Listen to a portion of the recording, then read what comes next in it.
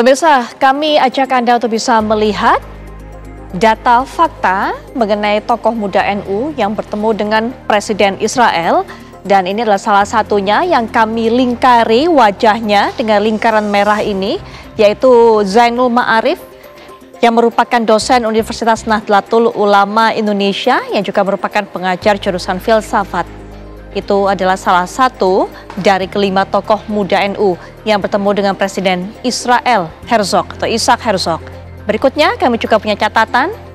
Nah, ini yang dikatakan, tadi ini yang disinggung juga oleh Mas Hussein.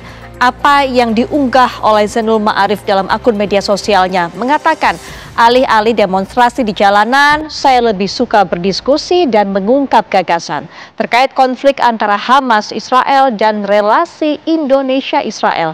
Saya bersama rombongan berdialog langsung dengan Presiden Israel Isaac Herzog. Kemudian satu lagi yang kami lingkari juga wajahnya dengan lingkaran merah, yaitu Munawar Aziz yang merupakan sekretaris PCI Nahdlatul Ulama United Kingdom. Kemudian kami juga akan sajikan data-data lainnya.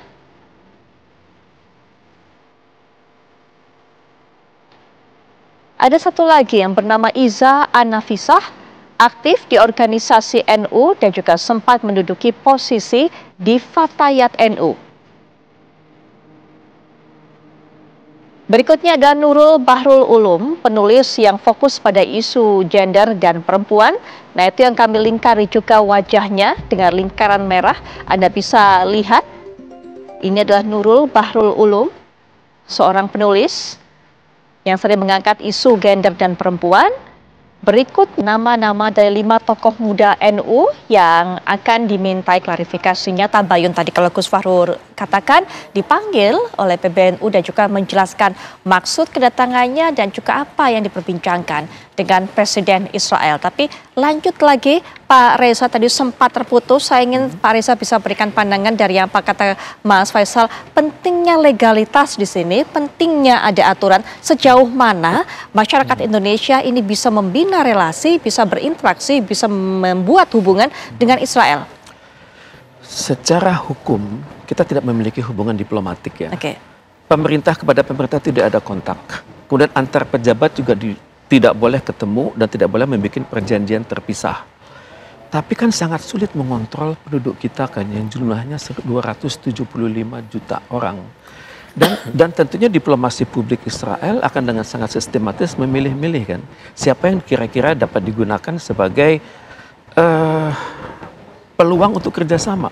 Karena ini merupakan aset diplomatik di kelak kemudian hari.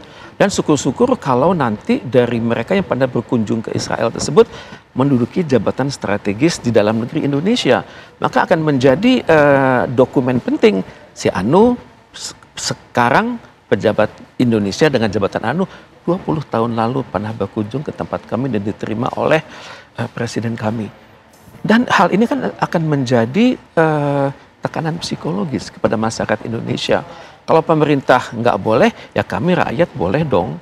Ya, kalau hal ini berkembang terus-menerus, maka akan terlahir suatu masyarakat yang menentang pemerintahnya sendiri. Nah, untuk itu memang diperlukan ketegasan dari pemerintah Indonesia membuat aturan-aturan di mana boleh, di mana tidak. Karena mau nggak mau kalau namanya bisnis kan tidak kenal paspor. Bisnis selalu mencari-cari peluang kalau untuk ada perdagangan langsung kan. Dan karena kalau perdagangan itu lewat pihak ketiga, maka banyak comparative advantage dan competitive advantage yang berada di luar Indonesia. Tentunya perlu dibuat aturan-aturan resmi dan untuk itu BPS hendaknya terbuka industri mana saja yang diperbolehkan berhubungan dengan industri Israel ya. Tapi ya nanti kembali kepada legalitas negara diperkenankan nggak sih? Maka untuk itu ya harus ada jalur-jalur lain, misalnya Kadin punya hubungan dengan Kadin sana misalnya. Oke, Mas Faisal tadi Mas Hussein juga katakan mengenai ataupun juga Pak Reza bagaimana keberhasilan Israel melalui intelijennya untuk bisa memecah belah. Indonesia sepertinya menjadi sasaran yang empuk mengenai hal ini. Ya memang kalau dua negara yang menjadi target utama normalisasi yang paling bergengsi bagi Israel itu ada dua.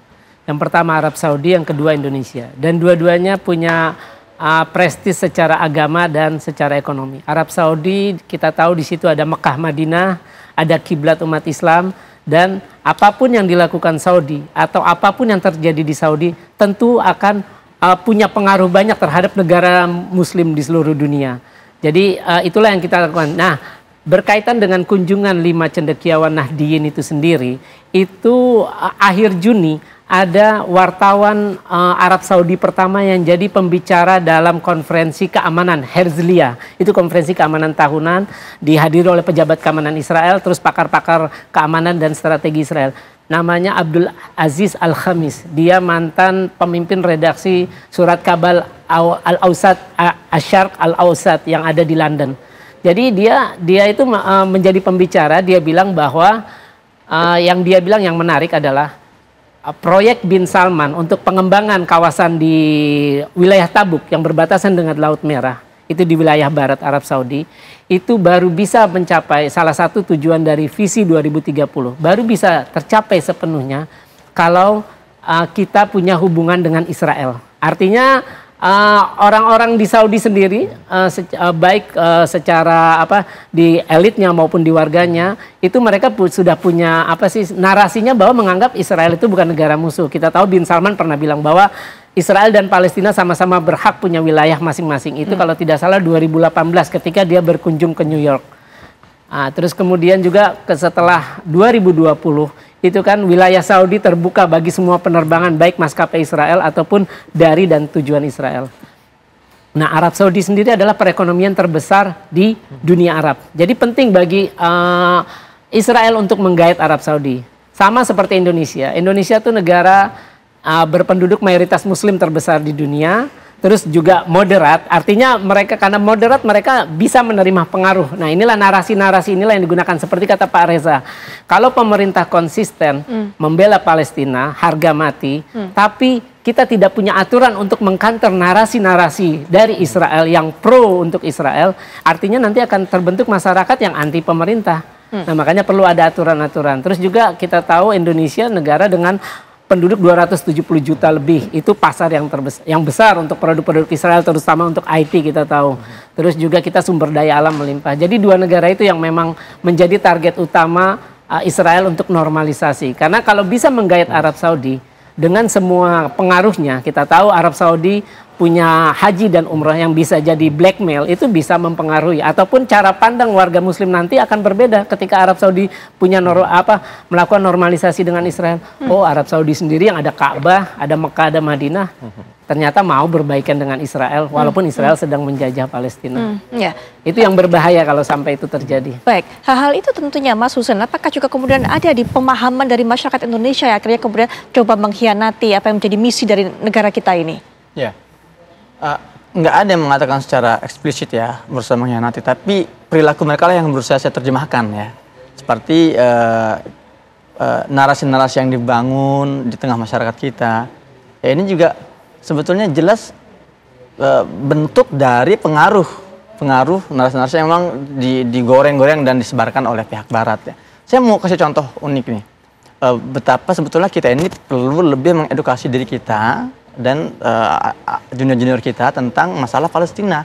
Satu narasi yang selama ini berkali-kali digembor-gemborkan ketika kita bicara Palestina, itu narasi tentang perpecahan internal Palestina misalnya.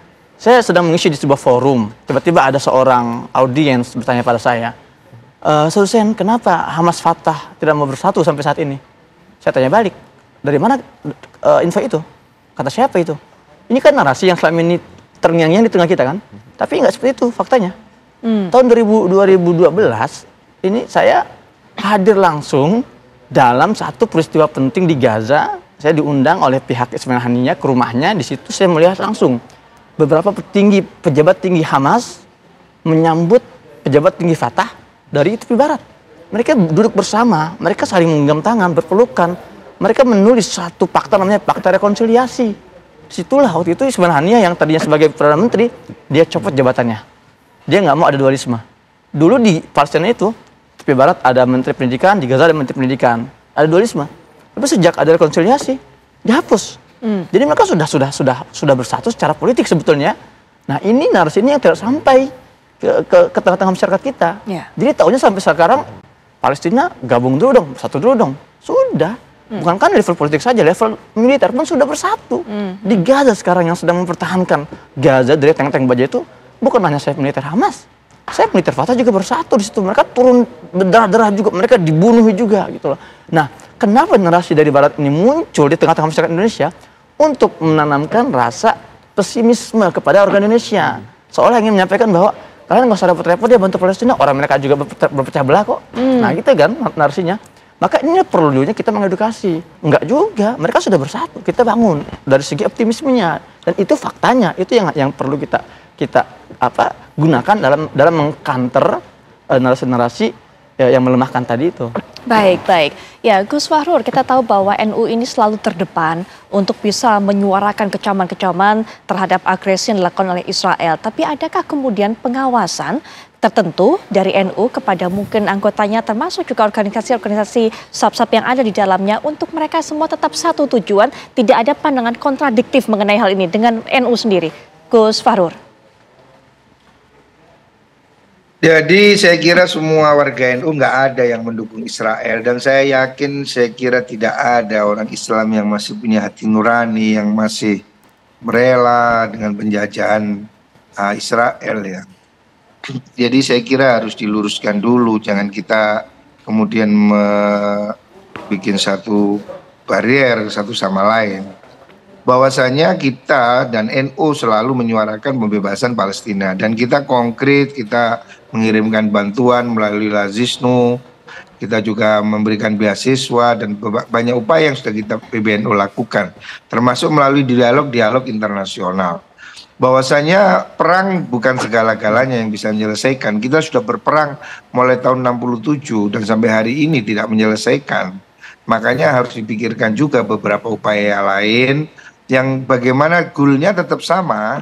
Kita ingin Palestina merdeka. Itu tidak akan diingkari oleh siapapun bangsa Indonesia. Tidak ada saya kira warga Indonesia yang ingin melestarikan penjajahan Israel. Akan tetapi seperti tadi yang salah satu narasumber bilang, kita kan tidak bisa mengkontrol semua orang. Mereka pergi dengan visa, mereka pergi dengan cara apa, kita tidak tahu. Dan memang banyak warga Indonesia yang pergi ke Israel untuk ziarah misalnya. Dan itu tidak bisa dilarang. Makanya ya kita tidak bisa mencegah. Tetapi kalau itu mengatasnamakan NU, maka kita akan berikan sanksi. Kita NU tidak mengizinkan dan tidak memberi mandat dan tidak pernah diberitahu. Ya itu harus dijelaskan. Jangan ada stigma bahwa NU itu kemudian mengkhianati perjuangan ini. Itu bohong. Kita tetap pada satu jalan, kita tetap menginstruksikan kunut nazilah misalnya. Tetapi bahwasanya ada orang pergi ke sana dengan cara apa, itu kita tidak bisa melakukan kontrol segala hal. Pemerintah juga tidak bisa melakukan itu. Makanya mari kita tetap menyatukan kekuatan umat Islam ini. Jangan kita malah kejadian ini malah buat kita semakin terpecah belah ya. Bahwa saya ingin mengatakan PBNU tetap pada komitmennya untuk berada di garis depan bersama pemerintah Indonesia untuk mendukung kemerdekaan Palestina, dan kita tidak akan merelakan sedikit pun penjajahan atas satu bangsa. Itu yang tetap harus kita sepakati. Baik, perbincangan masih akan kami lanjutkan, tapi setelah jeda, apakah Indonesia Malam akan segera kembali saat lagi.